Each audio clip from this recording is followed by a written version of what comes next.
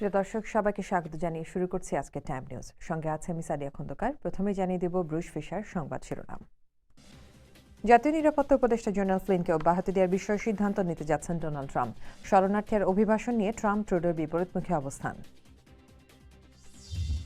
আরও বড় পরিসরে মহান 21শে ফেব্রুয়ারি উদযাপন করা হবে নিউ ইয়র্কে। বাংলাদেশ সোসাইটির সভায় সিদ্ধান্ত, ঘটা করে পালিত হল ক্ষমা দিবস। এবং পদ্মা সেতু ইস্যুতে বিশ্বব্যাংক আর টিআইবিকে ক্ষমা চাইতে চাপ সৃষ্টি করছে সরকার। বিমান পরিচালনায় বিঘ্ন ঘটালে মৃত্যুদণ্ডের বিধান রেখে আইন আসছে। দর্শক, শুনছিলেন সংবাদ শিরোনাম, এবারে বিস্তারিত।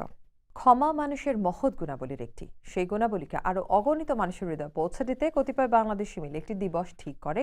সেদিন ক্ষমা দিবস ঘোষণা করেন বছর 5 আগে। 13 ফেব্রুয়ারি সোমবার জামাইকায় ঘটা করে পালন করা হলো এবারের ক্ষমা দিবস। জামাইকা স্টার কাবাব রেস্টুরেন্টে জমকালো আয়োজনে এই ক্ষমা দিবসের আয়োজকরা জানান, যদি মানুষ নিত্য জীবনে ছোটখাটো বিষয়গুলিতে ক্ষমা করতে শেখে, তাহলে আর হানাহানি আর বৈষম্য থাকবে না। সুন্দর সমাজ গঠনের পূর্বশর্ত ক্ষমার চর্চা করা। অনুষ্ঠানে স্বাগত বক্তব্য রাখেন সুলতান আহমেদ। ভবিষ্যৎ কার্যক্রম নিয়ে আলোচনা করেন কামরুল হাসান স্বপন। আরও বক্তব্য রাখেন ফজলুর রহমান, কাফুর খান, শাহিন খান, ইলিয়াস খান, হায়দার হোসেন, সুলতান বোখারি, রোমেল, রফিক প্রমুখ। অনুষ্ঠান শেষে মনোজ্ঞ সাংস্কৃতিক অনুষ্ঠান পরিবেশিত হয়।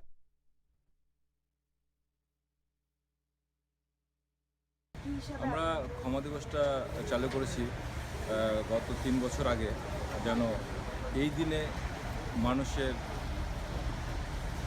মনটা, ইগোটা জিরো হয়। এই দিন সে ক্ষমা যেন চাইতে পারে মানুষের কাছে।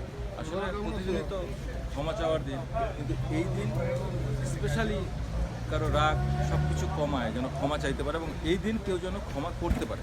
এই জন্য এই ইয়েটা চালু করার